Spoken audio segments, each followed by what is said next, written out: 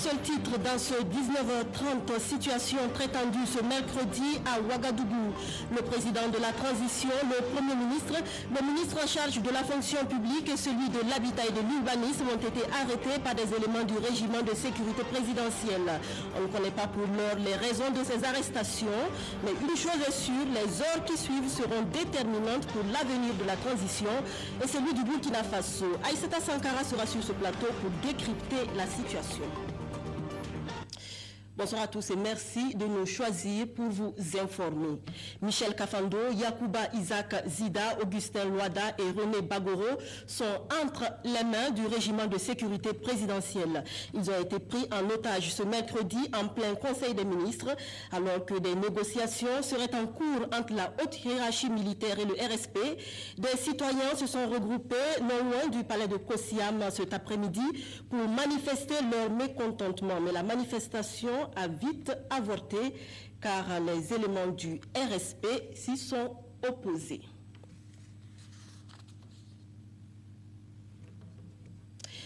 À l'instar de Ouara 2000, où est située la présidence du Faso, le centre-ville, la place de la Nation notamment, a été prise d'assaut par des Ouagalais mécontents. Le mouvement a été initié par des organisations de la société civile, dont le Balai citoyen. Je vous propose d'écouter l'un de ses membres, Serge Bambara alias Smoké. Il est au micro de Luc Padbelgem. Écoutez, face à l'urgence de la situation, face au fait que, encore une fois, les outils de la patrie ont été pris en otage par un groupuscule de récalcitrants, militaires notamment, je pense qu'il est important de marquer le coup et cette fois-ci pour de bon.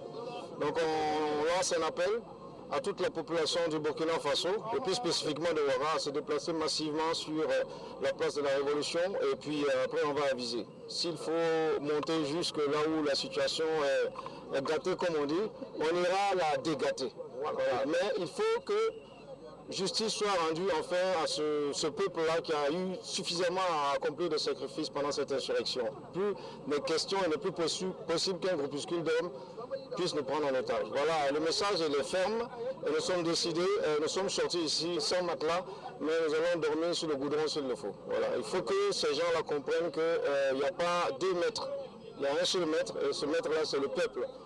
Si les bonnes décisions sont prises pour l'avenir de ce pays-là, nous serons les premiers à les encenser. Si les mauvaises sont prises, c'est encore un retour en arrière de plus de 30 ans. On revient aux anciennes méthodes putschistes. Je pense qu'il est bon de donner le ton et de rappeler finalement qui commande dans ce pays. Et ceux qui commandent là, vous-même vous savez, c'est les citoyens burkinabés.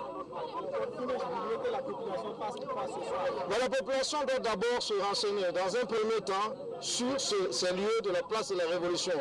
Ce sont des lieux symboliques. On se rassemble d'abord, on s'organise et on se déplace s'il le faut. Mais pour l'instant, il faut on vient tous ici. C'est ici le point de rendez-vous. Il y en a qui parlent du rond-point des martyrs. Non, ça peut être une deuxième étape. Mais pour l'instant, tout le monde doit simplement venir ici, sur la place de la Révolution. C'est à quel moment le mouvement va se... Écoutez, nous ne savons pas à quel moment le mouvement peut se déplacer. Toujours est-il que lorsque nous serons suffisamment outillés, lorsque la balle sera dans notre camp, eh bien, nous prendrons les décisions qu'il faut. Soyez-en sûrs, nous ne prendrons pas de décisions qui vont mettre en péril la masse. Nous prendrons des décisions responsables mais fermes.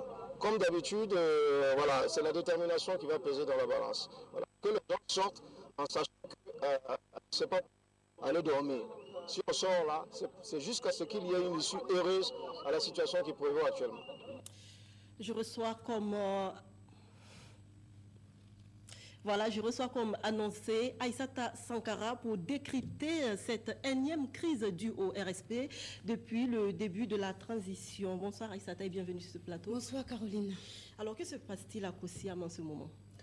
Alors, il faut dire que la situation est toujours confuse. Nous sommes mercredi aujourd'hui, jour de conseil des ministres traditionnels.